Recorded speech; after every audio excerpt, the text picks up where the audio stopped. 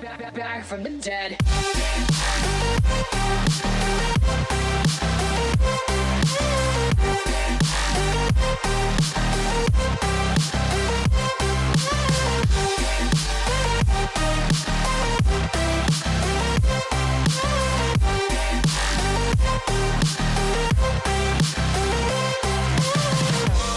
Ladies and gentlemen, the countdown has just begun. Are you ready?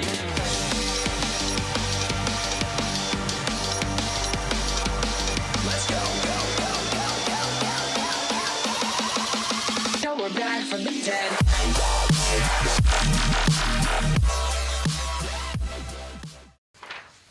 I've always hated, my whole life, I've had one dimple.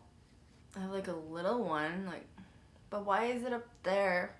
What's up, guys? Welcome back to my channel, and I wanted to update you guys. I mean, I do random updates. You guys know that, like, if I post a couple videos and like we have like the chit chat thing, and then sometimes you guys are freaking awesome and you bring me more information on that topic. So that is what we are talking about today. First of all, I would just like to express, I got this really awesome gift from a friend, and it is a itty bitty Ouija board. And only you guys would appreciate it. But if you pull this little drawer out, is that the most ridiculous cute?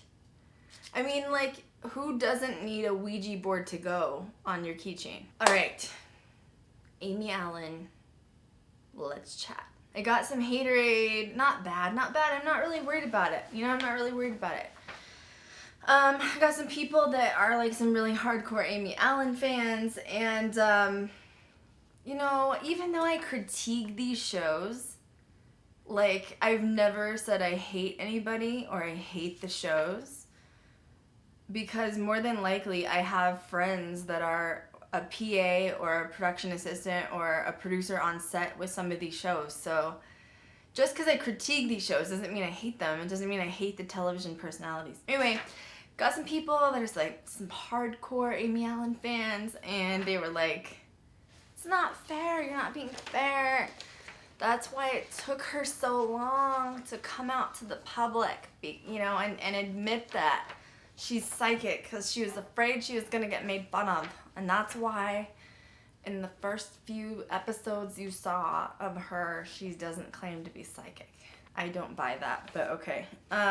So, two people are awesome. A dude named Richard. Richard, you're getting like a super duper shout out. So, there's a show called Georgia Haunting. I will link it below. If you fast forward to the time, 1:07:56. So I think that's 107 minutes and 56 seconds.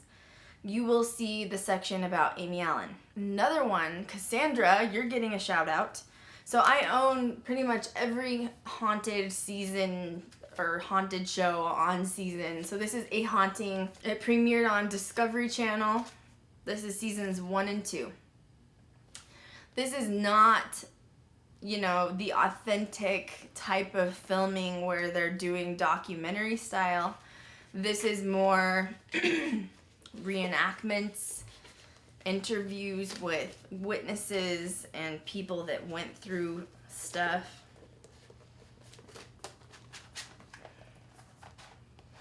All right.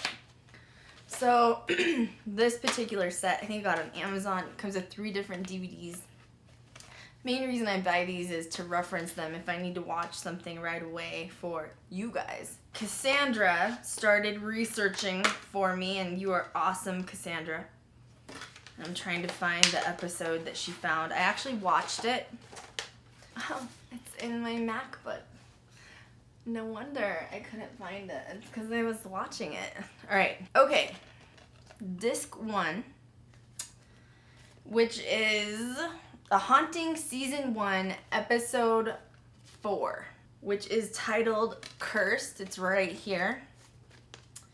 I watched it. Cassandra found this. She said she was just sporadically watching through these, and she found one of the episodes with Amy Allen. Okay. I'm just gonna repeat it again, because this is the people that were like giving me crap about Amy Allen. The episode that I found that I watched originally a couple times, but it was on TV. I don't think it was this series, but she's blonde. Amy Allen has bleached hair, and she's very young in it. I think she's like 19 or 21 or something like that. So this is not the episode that we're talking about with Amy Allen, that she's blonde, but the episode I am talking about where she's talking about she has no experience she doesn't even talk about remotely being a psychic.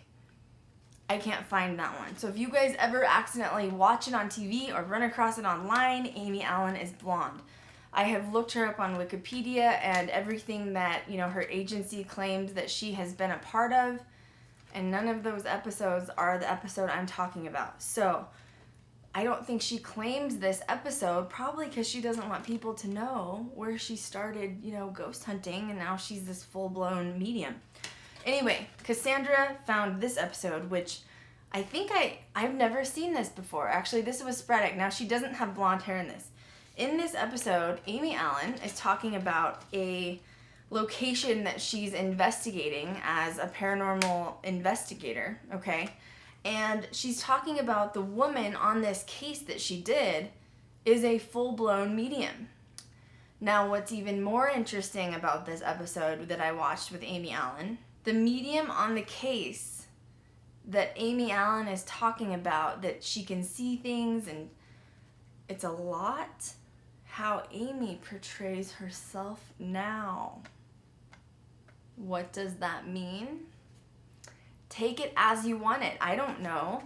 If you ask my opinion, if this came out way before Dead Files came out, and in this she's working with this person that is remotely seeing things in her head and like as a medium, and they're playing, she says, like a show or a television show, and then years later Amy comes out with her own series that she's a full-blown psychic like that, she may have got some inspo from the psychic that she worked with on this. I'm just saying, take in mind, it's not impossible for someone to slowly develop abilities over time when you're in this industry. But I've been ghost hunting since I was 16, which is, 15 years or so. And I'm not a full-blown psychic. I'm not a medium, and I've done a lot of ghost hunts. I mean, I've seen stuff before and I've had certain interactions, but to be consistent like that, I don't see how somebody could just develop that overnight. Anyway, thought you'd find that interesting. Probably should take a peeky at this to see what it's all about. Next, I have to tell you guys, I've been doing some reviews, chats about Ghosts of Shepherdstown with you guys, and those have been up for a few weeks now, and I have to admit I've had a lot of people come forward. I've probably had 9 people so far come forward. I was a little sketchy about the first couple, but then it just started happening over and over and over. I've had 9 people total from Shepherdstown, the actual city or whatever it is, say that they are locals and they have lived there. Most of them, I'd say 7 out of 9 of these people have lived there their entire life. And the other 2 people have lived there for like over 10 years. These people stumbled across my Ghost of Shepherdstown videos and emailed / messaged / commented. I had some conversations with several. I hate to break it to you guys, but according to the locals, and I mean, there can't be this many people come forward and all have the same thing to say. And it was all at different times, so it wasn't like a bunch of people conspired, to message me. All of them are extremely disappointed in, the fact that, I guess there's, of course, some haunted places in Shepherdstown, but nothing like it's been portrayed in the series. 2, they feel like it's kind of damaged their reputation as a local, as a city, as a town. And 3, these people have just come out and I'll just use their terminology and said that Nick and the production and what they've filmed is total bull. I have to believe that when you have that many people message me, and like, I'm so glad they have. I love it when people get in touch with me and contact with me, because especially if you've been a local from that particular spot your whole life, you're gonna know more than any of us. I have a really hard time believing that many people would be fraudulent. So I have to go with, you know, saying it sounds like the entire series of Ghosts of Shepherdstown is kind of just a gimmick and it's not real. I have to stick by, you know, how I feel about it. I had higher expectations for Nick. I've said that before. I'm still a Nick Groff fan, of course, because I love Ghost Adventures, but I just had higher expectations for him. I'm not sure if the series was rushed. I'm not sure if maybe he is not the creative mind behind it. Maybe he hired some other executive producers/producers to be the creative minds behind it, and the people that did the cinematography, which means how it was shot.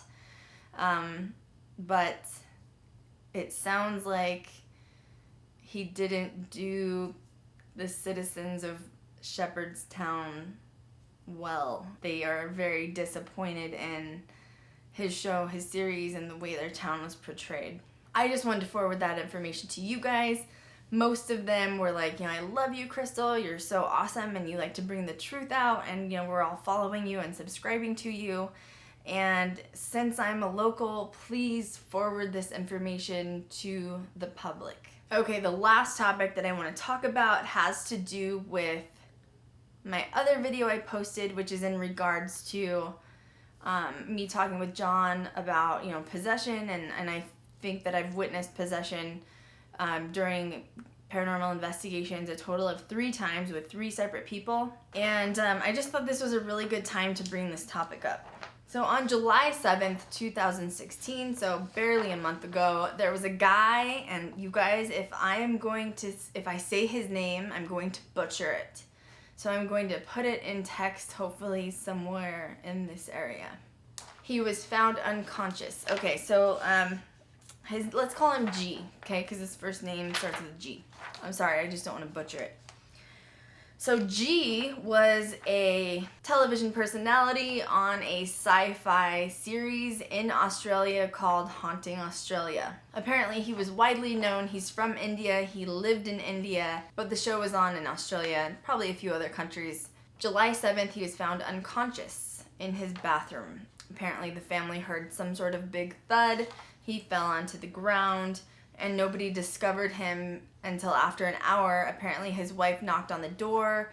He wasn't answering. She didn't know why he hadn't come out from the bathroom in an hour, and then when they went in, he was barely breathing. He was taken to a local hospital for emergency. He was put on a ventilator where he then later died.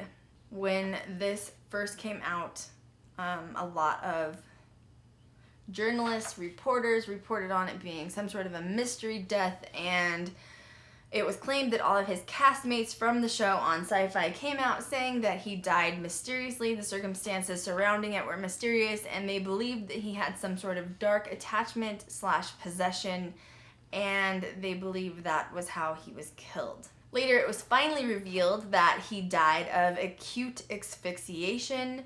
After he was rushed to the hospital, he was found with multiple bruise marks of hand fingerprints on his neck, along with a cord, like a telephone wire, was wrapped around his neck, which is how he died of asphyxiation. So first of all, this guy, this ghost hunter, of course, I want to give my condolences, and the whole Ghost Girl family, of course, would like to give their condolences. He was only 32 years old, which is really freaking young. Now, I would like to chat about this on a few different levels, and I want you to be open-minded, and I'm going to play devil's advocate, and we're going to look at multiple sides of this spectrum. First of all, the media reports that Mr. G has had 6,000 investigations in 7 years. When my researching team, my production team came up with that, I was like, are you telling me the truth? Or like, did you guys did you mean to put 600? Or did you mean to write 6,000? No, they meant 6,000. He reported he's done 6,000 investigations in 7 years. I need my calculator. I didn't know you know, that I would publicly on YouTube and social media, I didn't know that I would be doing math. Like, I suck at math, and that's all right. We're gonna hang out and do math together. Okay, there's 365 days out of the year, and we're gonna multiply that times 7 years, which is the amount of time that he's done these investigations. So that equals 2,555. So now we're going to divide 6,000 investigations by 2,555 days, which equals 2.34, if you round it up, 2.35, which means in order to do 6,000 investigations, or quote, over 6,000 investigations, he would have had to have done at least 2.5 investigations, if not more, per day. What? If you multiply, divide, add the 10, that equals bullshit. I'm sorry, like, I respect the dude that's gone. Come on, guys, you know this isn't possible. 6,000 investigations in 7 years, so he never slept. How many of you out there have gotten a paranormal hangover? Every time. And that's one investigation. To be perfectly honest, I would be lucky if I could do one investigation a week, because it conks me out so bad. It takes me 2 or 3 days to straighten up from one investigation, let alone doing 2.5 investigations a day. Technically, you'd have to round it up, because I don't know how you do a half of investigation, so 3 per day. I'm confused. There's no way you could even do multiple per night. Unless he's like saying one investigation is walking in someone's house doing an EVP session and leaving or something. I don't know. But is that really technically an investigation then? Okay, well, if that's what he claimed and it's been reported, if you're playing devil's advocate, well, if you look at the realism side or authentic side, obviously it's not possible. It's not possible. Now, if you look at the devil's advocate side, no, it's still not possible. There's no way. So if the reporters are lying, if Mr. G is lying, somebody's lying, I don't know who it is, how can we really make sure the information that we're getting is legitimate? Because at this point, I'm not so sure if any of this is legitimate. If he died from acute asphyxiation, if there was in fact, let's just say that there was a telephone wire around his neck, yes, it could be a possibility that he was possessed and took his own life. Finger marks on the neck or bruising, it can happen, yeah. But I don't know why a ghost would need to choke someone out if they already had a telephone wire around their neck. Why would you need to do both? I'm just playing devil's advocate. Look, I'm not saying that someone can't die from a possession, okay? It can definitely happen. In fact, I'll give you an example. If you guys have seen the Ghost Adventures episode at the Stanley Hotel, or even Aftershocks with Callie, I was friends with her for a long time when I lived in Colorado, and I got to have a lot of access into the Stanley Hotel. Anytime, basically, we wanted to have a ghost hunt, Callie would let us up there.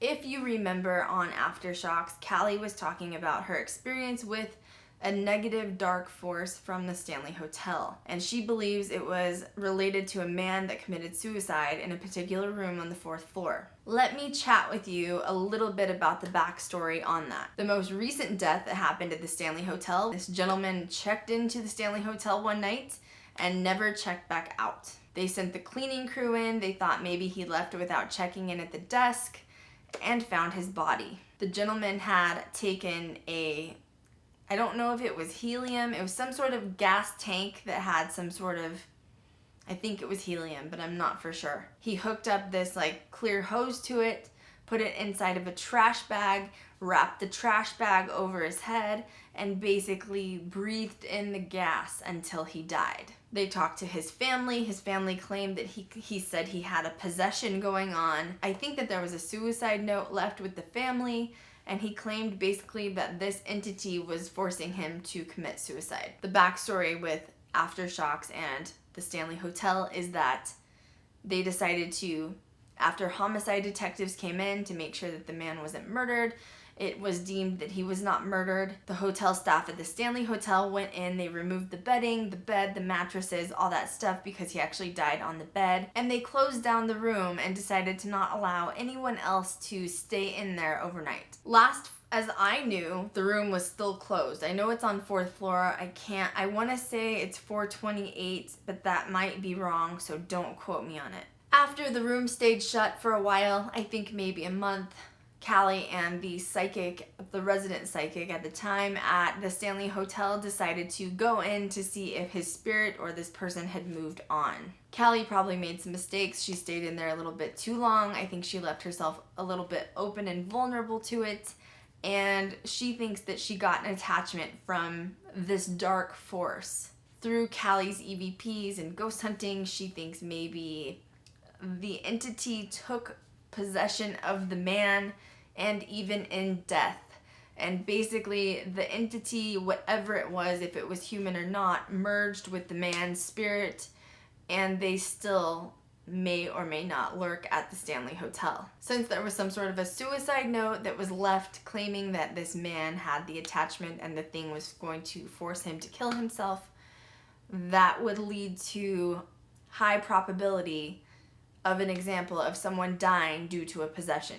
This gentleman that was on Sci-Fi in Australia, did he die of a possession? I don't know. I mean, how much can we trust of the media? And you know, we don't live in Australia, so this wasn't a highly covered story here in the United States. I absolutely think that you can get some sort of a possession, absolutely. Apparently, according to articles online, his teammates from the same television series were trying to warn him to stop basically practicing with this dark thing and try to rid himself of the spirit. And he was claiming to try or was in the process of it, but couldn't. So it basically sounds like there was some sort of intervention going on to have him remove and release this entity from his life. Being realistic, I don't know a couple of different things. And this is getting into like crime solving, which technically kind of we do it sometimes as investigators, right? Not all the time. I don't know how the culture is in India. I mean, I've seen some movies on it, but how did this guy end up with a telephone wire in the bathroom with him anyways? I mean, I don't know of any houses that have phones inside the bathrooms.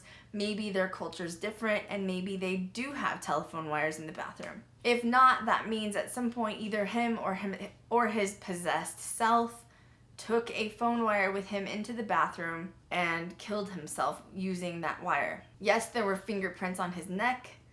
Were they from him? Was he trying to kill himself? Was he possessed like the guy at the Stanley did and killed himself? I mean, that would have to be a coroner's report. Like, we would have to see the autopsy report. They do all that stuff in autopsy. They would have had to do something like that to make sure he wasn't murdered. I mean, there would have had to have been some sort of forensic report. These stories drive me crazy because it's like typical Hollywood getting in everyone's heads. I don't use a Ouija board because of the movie Ouija. Please, you guys, don't let Hollywood get to you. Don't let just the media get to you. It's not always facts. That's the problem, especially when you've been ghost hunting enough. Is it possible that he died from a possession? Absolutely. Is it possible he died from just an entity wrapping a cord around his neck and putting imprints in his neck? I think that it's more possible he was possessed and did it to himself. Highly possible that could have happened. Not so possible that just an invisible being did it to him. The problem is we just don't know. We're not locals in India. We're not locals in Australia. It's hard to buy into all of that stuff. I am wanting to chat with you guys about this for the sheer fact of my other video of what I experienced when I was in Jerome. Possession, this stuff can be dangerous. All of this stuff can be dangerous. What we do, we interact with the other side. We never really know what we're interacting with.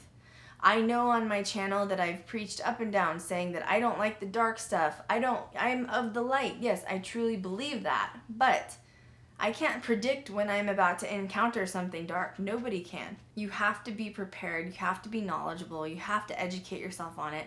And the biggest thing is you have to really be careful with how much you believe in Hollywood and decipher with actually being authentic. That's partly why my channel is the way it is, right? Is that I'm trying to teach you guys from the production side of things. I love authentic paranormal. Most of you do as well. But we're trying to weed out the stuff that's bull honky. I'm already skeptical on this story for the sure fact that he says he had 6,000 episodes under his belt in 7 years. And I'm not the only proof of saying you get a paranormal hangover. I guarantee some of you guys out there have had paranormal hangovers. You guys have heard Zach say he's had it, Aaron, even Ghost Hunters guys have said they've had paranormal hangovers. It would be physically impossible unless he was an alien or if he was from the afterlife himself. May he rest in peace. I feel so bad for his family. I can't imagine. You know, another thing that's kind of a red flag with this is if they heard a loud thump in the bathroom and he may have fell or hurt himself, why didn't any of his family go in to make sure he was okay anyways? If I heard someone fall or what I would think to be a fall, I would be rushing in to make sure they were okay. That's just me though. We don't know the details. We don't know how accurate any of this stuff is.